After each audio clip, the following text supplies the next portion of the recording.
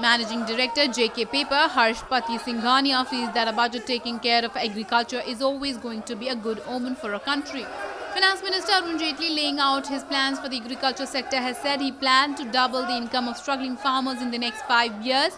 Having overtaken China as the world's fastest growing economy, India is seen as a bright spot in the global economy. But it is by slowing global demand and severe droughts affecting rural areas. The country's huge rural population has been hit by severe drought, and recent regional elections have shown dwindling support for Modi.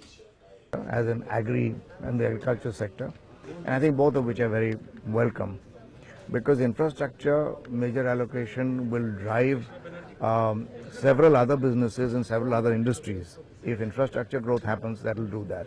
Secondly, with public sector spending leading the way in this, later on private sector spending can follow.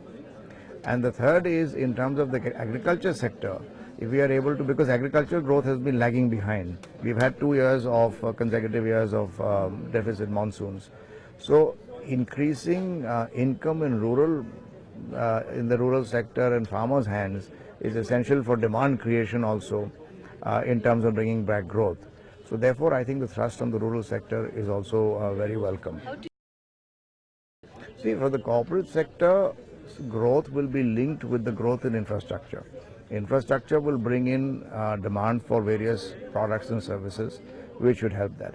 Secondly, if there is infra growth, that will make us more competitive. And one of the issues has been that our Indian corporate sector, particularly in manufacturing, has been less competitive. So if infrastructure improves, certainly there will be greater competitiveness. That is what it will be there. Powered by NNIS.